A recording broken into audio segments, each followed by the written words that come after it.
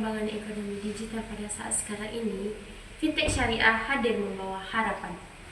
Harapan yang mana bisa membuat pembiayaan bisa adil, transparan, serta sesuai dengan prinsip syariah. Tapi, apakah semuanya benar-benar berjalan seideal itu? Dalam video kali ini kita akan mengulas mengenai tentang salah satu contoh kasus fintech syariah yang ada, serta risiko syariah yang muncul dan bagaimana aturan DSN MUI dalam menghadapi kasus kali ini. Bersama kami.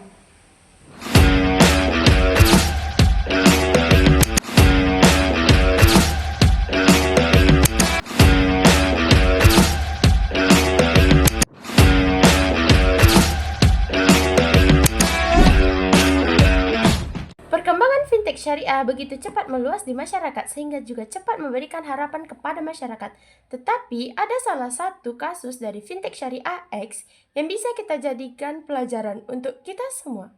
Kasus ini bermula ketika platform menyediakan layanan pembiayaan dengan menggunakan akad mudharabah masyarakat, yakni akad kerjasama bermodal berbasis bagi hasil, yang mana lender menyediakan dana dan startup sebagai pengelola menjalankan usaha.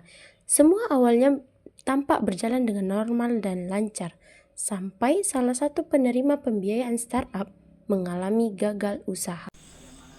Alih-alih menyelesaikan masalah sesuai prinsip syariah, manajemen fintech malah mengambil keputusan yang sangat mengejutkan, yaitu mengubah akad mudharabah mustarakah menjadi KOR, yaitu sebuah akad pinjaman tanpa imbal hasil. Yang lebih fatal lagi, perubahan akad itu dilakukan tanpa persetujuan dari pemberi pinjaman dan tanpa pertimbangan dari Dewan Pengawas Syariah. Padahal perubahan akad adalah suatu keputusan syariah yang harus mendapatkan rekomendasi dari DPS. Dalam aplikasinya, status pembiayaan tetap ditampilkan sedang berjalan baik, padahal secara substansi pembiayaan sudah bermasalah. Ini bukan hanya kesalahan teknis, ini menunjukkan lemahnya integritas pelaporan dan potensi misinformasi kepada pemilik dana. Audit syariah dalam menelusuri masalah ini dan hasilnya menunjukkan beberapa penemuan penting. Yang pertama, fungsi DPS tidak berjalan sebagai mestinya. DPS tidak terlibatkan dalam perubahan akad, tidak memberikan rekomendasi, dan tidak diberikan akses untuk menilai proses rekomendasi.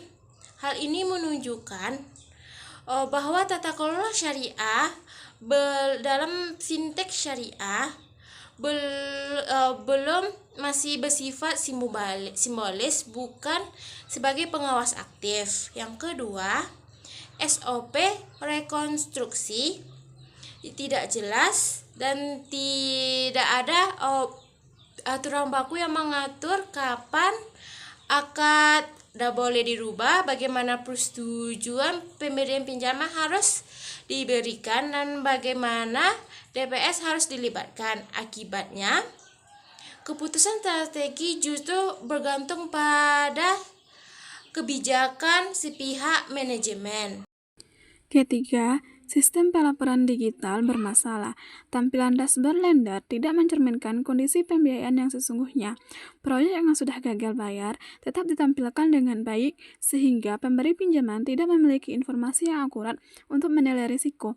Keempat, terdapat risiko syariah yang tinggi. Perubahan akad tanpa persetujuan para pihak dapat mengakibatkan akad menjadi tidak sah menurut hukum syariah. Hal ini berpotensi menyebabkan pendapatan menjadi tidak halal atau tidak sesuai dengan fikih muamalah. Yang kelima, risiko reputasi juga meningkat ketika pemberi pinjaman mengetahui bahwa informasi yang diterima tidak sesuai dengan kondisi sebenarnya. Kepercayaan terhadap fintech syariah X dapat runtuh. Yang keenam, ada risiko regulasi. Tindakan yang menampilkan informasi yang tidak akurat dapat dikategorikan sebagai informasi menyesatkan dan berpotensi melanggar POJK terkait pelindungan konsumen. Setelah mengevaluasi seluruh masalah ini, audit memberikan beberapa rekomendasi penting. Fintech harus memperkuat tata kelola dengan melibatkan TPS secara aktif dalam semua perubahan akad dan keputusan syariah. SOP pembiayaan dan restrukturisasi harus diperjelas dan disusun ulang agar sesuai dengan fatwa DSN MUI. Sistem pelaporan digital harus diperbaiki agar transparan, akurat, dan mencerminkan kondisi keseimbangan pembiayaan. Selain itu, keberadaan unit syariah perlu diperkuat agar mampu menjadi garda depan dalam menjaga keutuhan operasional. Dalam kasus ini, kita mempelajari bahwa label syariah tidaklah cukup. Tetapi dalam syariah ini kita membutuhkan bagaimana prakteknya di lapangan. Yang mana dalam label syariah ini kita membutuhkan transparansi, kejujuran, amanah, dan berpegang teguh pada prinsip syariah. Dalam keuangan syariah, setiap akad adalah amanah, setiap dana adalah tanggung jawab, dan setiap keputusan hari ini adalah keputusan yang berdiri di atas keadilan. Sekian pemaparan. Contoh kasus audit dari kami. Maaf atas salah kata dan perbuatan dalam penyampaian. Terima kasih atas perhatian. Senja jingga turun perlahan membelai hari yang mulai mereda. Teruslah berjalan meski pelan. Mungkin sekian, dadah.